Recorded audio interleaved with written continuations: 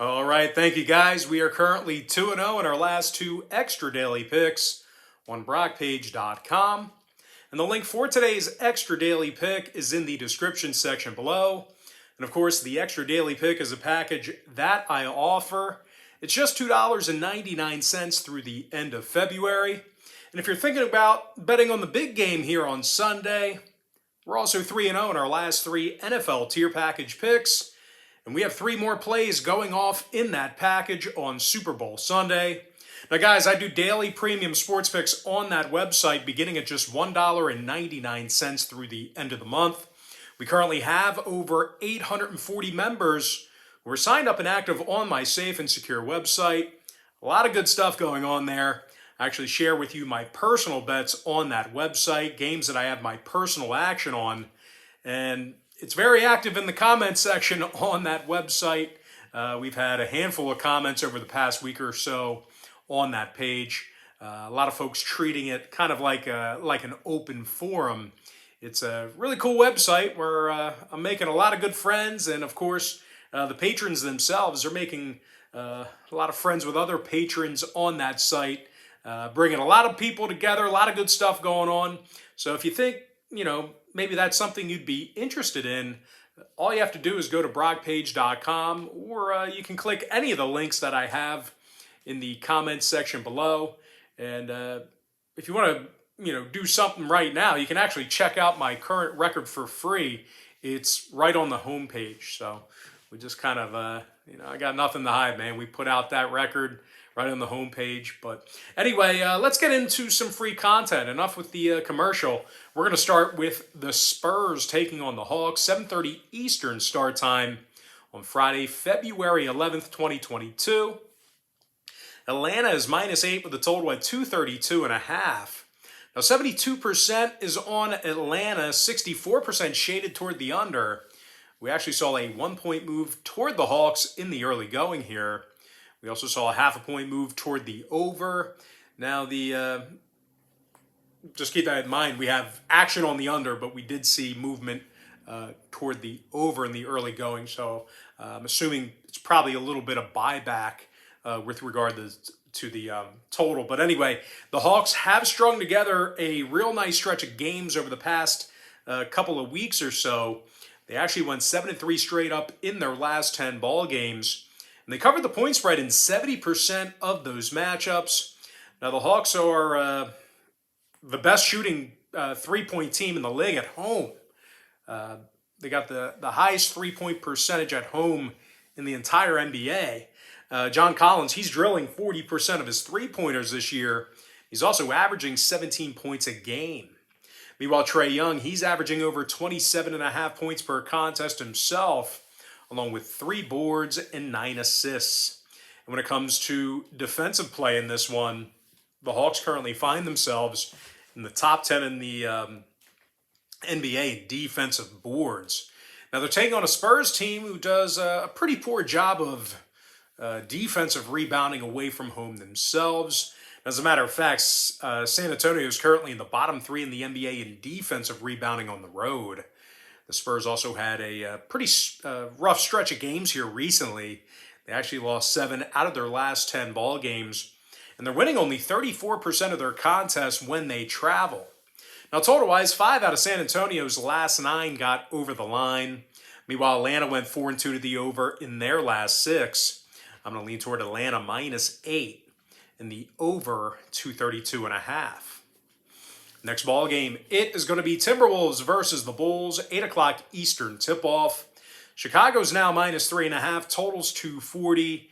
Now, we did see actually a 0.5 point fade of Chicago in the early going here. They opened 4 down to 3.5. Now, the total opened 238.5 all the way up to 240. So we're seeing action on the T-Wolves and the over in this one. But regardless of that line movement, Chicago's played some really good basketball at the United Center this year. They're 19-8 in front of their home fans. And they covered the point spread in 67% of those home ball games. Now, DeMar DeRozan, he's averaging 27 points per contest, along with 5 rebounds and 5 assists. Meanwhile, Zach LaVine, He's drilling nearly 41% of his three balls. He's also averaging 24 points a game. Now, when it comes to offensive production in this one, the Bulls are scoring nearly 115 points a game in Chicago, and they're also in the top three in offensive field goal percentage at home. Now, they're taking on a Minnesota team who's coming fresh off a 13-point loss to Sacramento in their last outing. As a matter of fact, they let the Kings score 132 points on them in that contest. When it comes to playing on the road this year, well, the T-Wolves actually have a losing record when they travel. Now, Minnesota's biggest problem on the road has been their defensive play. The T-Wolves allow nearly 117 points a game in their road trips. And they're actually in the bottom 10 in defensive field goal percentage in that category. Injury-wise, Beverly, Russell, Prince, Okogie, Reed, and Edwards, they're all listed as questionable. Meanwhile, Wright, he's been listed as out. So Minnesota pretty banged up right now. Meanwhile, for Chicago on the other side, Caruso and Ball are still out and definitely nothing changing with their statuses. Meanwhile, Ayo Dosunmu, he's also listed as questionable. Now, when it comes to the total in this one, Chicago's 17-10 to the over at the United Center this year. They're also 70% to the over in their last 10 meetings with Minnesota. So if you're into historical trends, you certainly want to think about that one there. Meanwhile, the T-Wolves have gone a staggering 22-7 to the over in all of their road games. I'm going to lean towards Chicago -3.5 and the over 240. And with that, guys, we're going to jump into our next and final matchup for the video. It is going to be Magic versus the Jazz, 9 p.m. Eastern start time. Utah's -13.5, totals 222. No real surprise here, guys. We're seeing early movement toward Utah and the over in this one. 79% of the public's on the Jazz right now. And speaking of Utah, they're actually looking like they're good old selves here lately. They're currently on a 4-game winning streak, and they allowed 98 points per contest during that stretch. Really tough defensively during that winning streak. Now, the Jazz are also winning 66% of their ball games in Salt Lake City, and they're leading the association in home scoring. Donovan Mitchell, he's averaging over 25 points a game, along with 4 boards and 5 assists. Meanwhile, Bojan Bogdanovic is scoring 18 points per contest himself, along with 4 rebounds.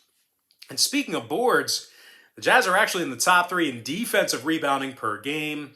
They're taking on an Orlando team who wins only 25% of their road games, and they're scoring just 103 points per contest. Now, when it comes to the shooting in this one, well, there's really not many teams out there that are worse than the Magic. Orlando's currently in the bottom 3 in offensive field goal percentage. Now, injury-wise, Wagner's out, Suggs is questionable. Meanwhile, for Utah, Gay is out, Gobert is questionable for them. When it comes to the total in this one, Utah saw overs with Minnesota, Memphis, and Phoenix recently. Meanwhile, Orlando went 70% to the over in their last 10. I'm going to lean toward Utah -13.5 and the over 222. And with that, guys, that's going to do it for me. Don't forget to check me out on BrockPage.com. If you guys do end up getting a membership here today on my website, just keep in mind you're going to get billed the day you sign up and then the first of every month following that. I always tell folks in every single video, the earlier in the month you sign up, the better. But most importantly, guys, got to thank you for joining me right here on YouTube. Really hope you enjoyed all this great free content, all this great free information. And with that said, guys, happy Friday to you. Best of luck to you. And I look forward to seeing you later on today on my website at BrockPage.com.